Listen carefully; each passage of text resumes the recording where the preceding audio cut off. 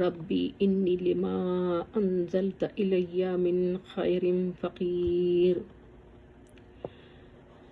नहमदुहु व नुसल्ली अला रसूलिहिल करीम अम्मा बाद। अस्सलामु अलैकुम व रहमतुल्लाहि व बरकातुहू।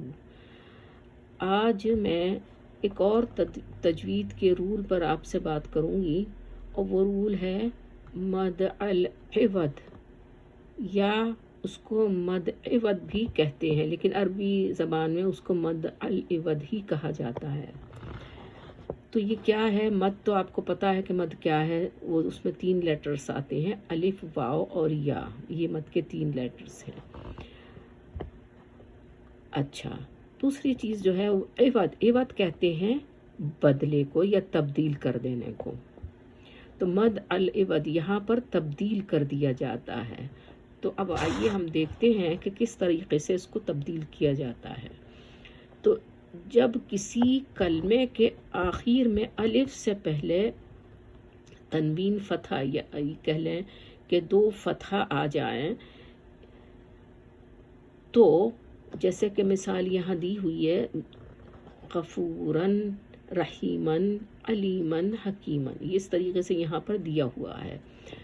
अगर इन वर्ड्स या कलिमात को हम बग़ैर वक़्फ़ के पढ़ेंगे तो नून लगा के, यानी कि जैसे कि यह है गफूरन, रहीमन, अलीमन, हकीमन पढ़ेंगे, इसका अलिफ जो है वो यहाँ पर हम नहीं पढ़ेंगे, ठीक है ना।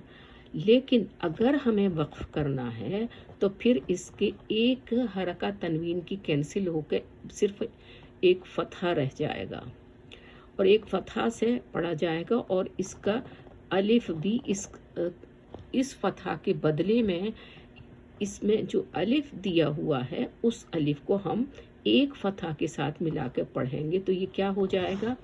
गफूरा, रहीमा, अलीमा, हकीमा। देखिए यहाँ पर हर जगह एक हरका तनवीन की फतहा की कैंसिल हो गई है और अलिफ मिला के हम सब जगह पढ़ रहे हैं। इसी को मद अल इवद कहा जाता है और ये मद असली की एक किस्म है और इसको 2 हरका तक लंबा किया जाता है। अब यहाँ कुछ और मिसालें हैं, इनको भी आप थोड़ा समझ लें कि यहाँ पर गफूरन दिया हुआ है, लेकिन क्योंकि हमें यहाँ पर आयत दी हुई है आगे और स्टॉप करना है, तो इसलिए हम इसको किस तरह पढ़ेंगे? गफूरा अलिफ लगा के हम पढ़ेंगे, एक हरका इसकी कैंसिल हो जाएगी। गफूरा, रहीमा, अलीमा, हकीमा, अबदा, हनीफा, सुल्हा, हक्का, सफ़ा, मआबा, सवाबा, दिहाक़ा, सबीला, जज़ाअम बिफ़ाक़ा, सबअन शिदादा, माअन फज्जाजा, यदखुलून फ़ी दीनिल्लाहि अफ़वाजा, फसब्बिह बिहम्दि रब्बिका वस्तग़फिर इन्नहू कान तव्वाबा। तो ये समझ में आया आपको कि इस तरीके से हमने एक एक हरका जो है वो कैंसिल कर दी है तनवीन फतहा की, और उसमें अलिफ हमने मिला के और इस तरह से इसको पढ़ा है। और यही इसका पढ़ने का तरीका है, जहाँ के हम स्टॉप करते हैं या आयत आ जाती है। और अगर किसी भी वर्ड के आखिर में 2 फतहा के बाद में अलिफ न भी हो, तब भी वक्फ एक अलिफ के साथ ही किया जाएगा।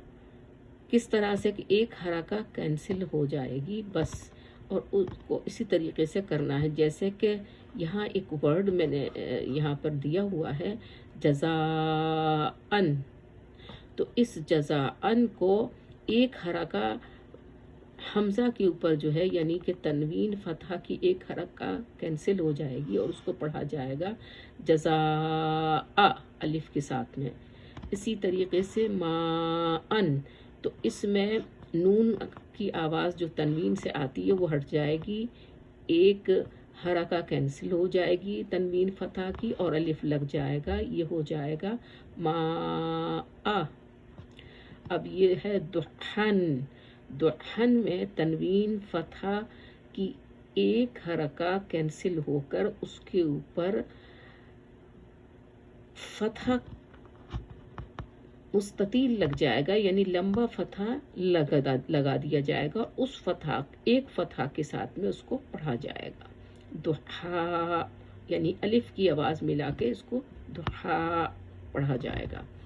لیکن اگر تا مربوطہ پر تنوین آتی ہے یعنی تن، تو وہ جب اس کو ہم کینسل کرتے ہیں تو وہ ہمیشہ ہاں میں بدل جاتی ہے، تا مربوطہ ہاں میں بدل جاتی ہے جب اس کی حرکہ کینسل ہو جاتی ہے تو، جیسے زکاتن، ٹھیک ہے۔